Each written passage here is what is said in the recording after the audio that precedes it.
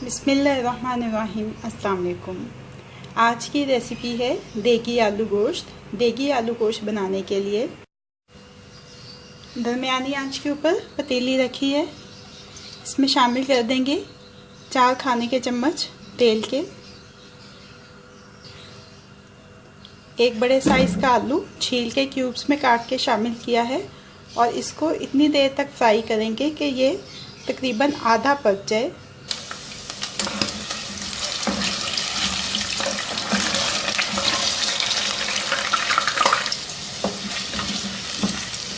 अब इन आलूओं को तेल में से निकाल लेंगे। इसी तेल में एक बड़े साइज का प्याज, ये भी हल्का सुनहरा फ्राई करेंगे।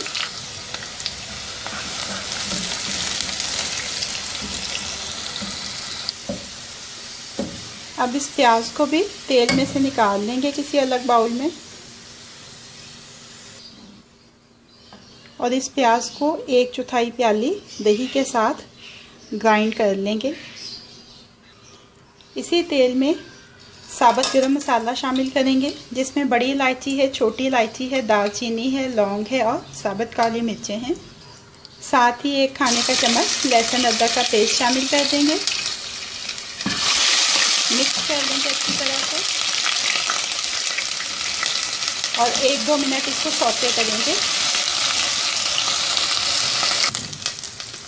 अब इसमें शामिल कर देना है 300 ग्राम गोश्त, बकरे का या गाय का, आपकी मर्जी है।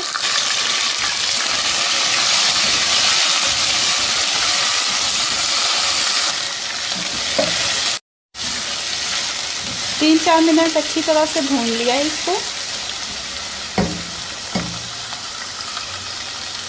1 खाने का चम्मच पानी, 1 चाय का चम्मच लाल मिर्च का पाउडर, 1/4 चाय का चम्मच हल्दी पाउडर, नमक हस्बे जायका, 1 चाय का चम्मच देगी मिर्च, 1 चाय का चम्मच सफ़ेद जीरा, 2 चाय के चम्मच धनिया पाउडर,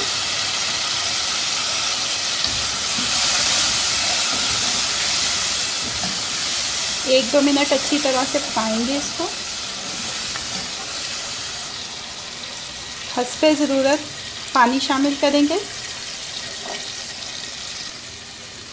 ढक्कन लगा के इतनी देर तक पकाएंगे कि गोश्त गल जाए।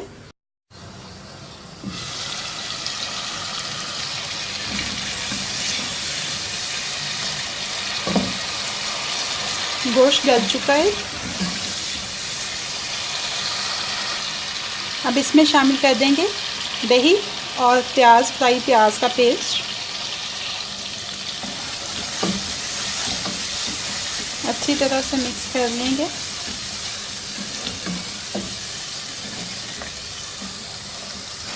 साथ ही शामिल कर देंगे फ्राई किए हुए आलू।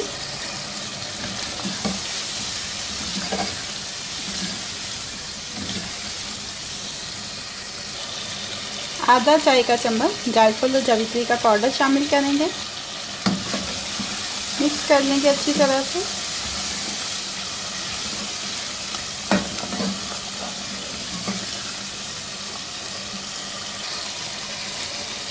पानी शामिल करेंगे हस्बे ज़रूरत, जितना आपको इसमें शोरबा चाहिए।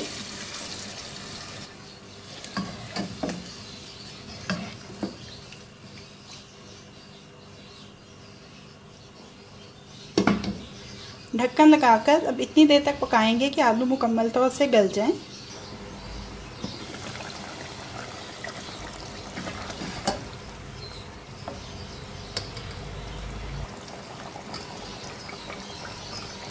ये देखें आलू गल चुके हैं।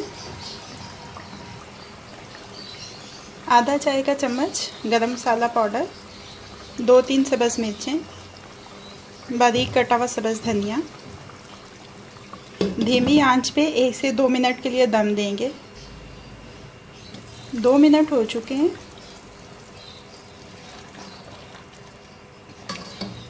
चूल्हे को बंद कर देंगे और इसको डिश आउट कर लेंगे। देगी आलू गोश्त अब रेडी टू सर्व है।